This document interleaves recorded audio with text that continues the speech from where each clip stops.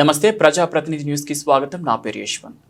నల్గొండ జిల్లా దామరచెల్ల మండలం గణేష్పాడలో అదానీ సిమెంట్ గనుల విస్తరణపై ప్రజాభిప్రాయ సేకరణలో భాగంగా పాల్గొన్న collector Srinivas, MLA Battula Laxma Reddy, pollution control board అధికారులు సమావేశంలో పాల్గొన్నారు. విస్తరణకు అనుకూలంగా అభిప్రాయాలను తెలిపినారు. ప్రజలు అభివృద్ధి, ఉపాధి అవకాశాలు కల్పించాలని డిమాండ్ చేశారు.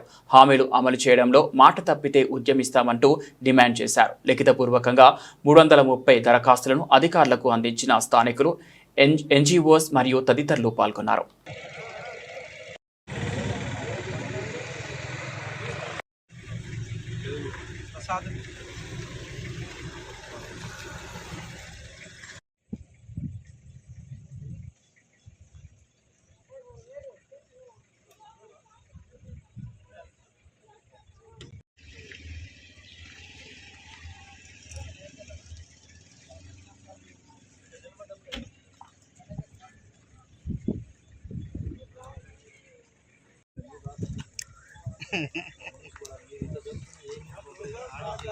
అది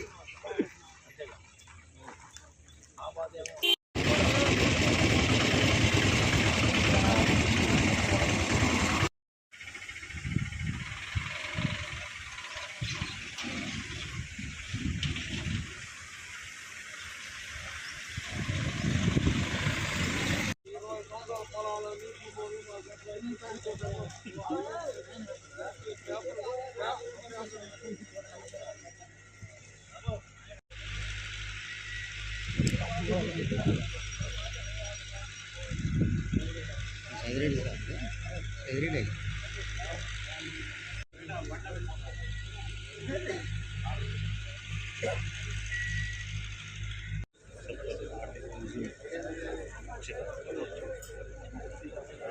సరే సార్.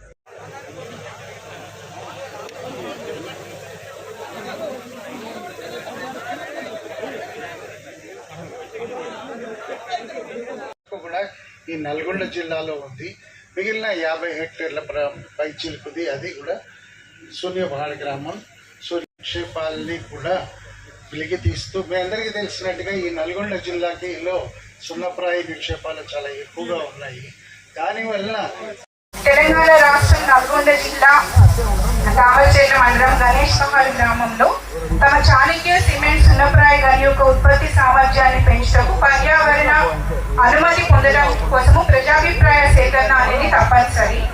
ఇందు మూలంగా తేదీ 18/1/2027 అంటే ఈ రోజు నిర్ణయించిన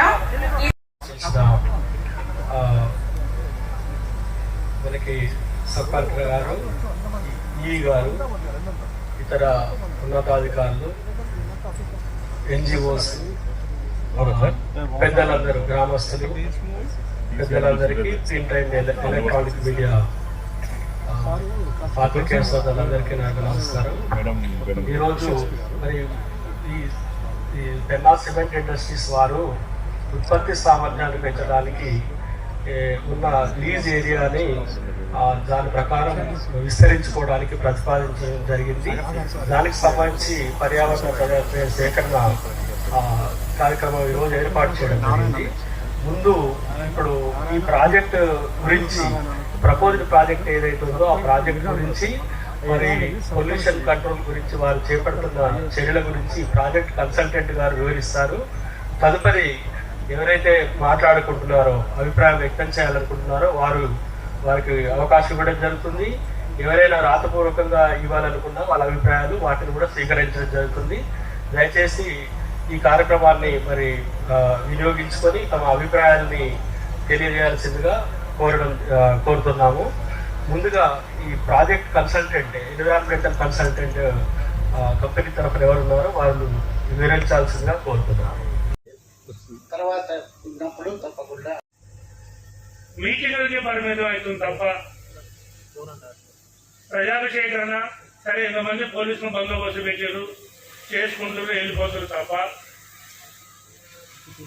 గ్రామ డెవలప్మెంట్లో మటుకు శూన్యంగా ఒకటి.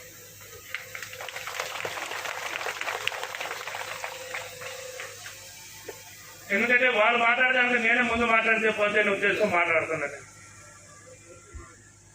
ఇటు గణేష్ వాడు కావచ్చు, శ్రీనివాడు కావచ్చు, కంపెనీలో పనిచేస్తున్న ఎంప్లాయీస్ మీరు ఇస్తున్న క్వార్టర్స్, వాళ్ళకి ఇస్తున్న మౌలిక సదుపాయాలు 2 కిలోమీటర్లు ఉన్న గణేష్ పాడు కానీ సూర్యపాడు కానీ ఇవ్వలేకపోతున్నారు.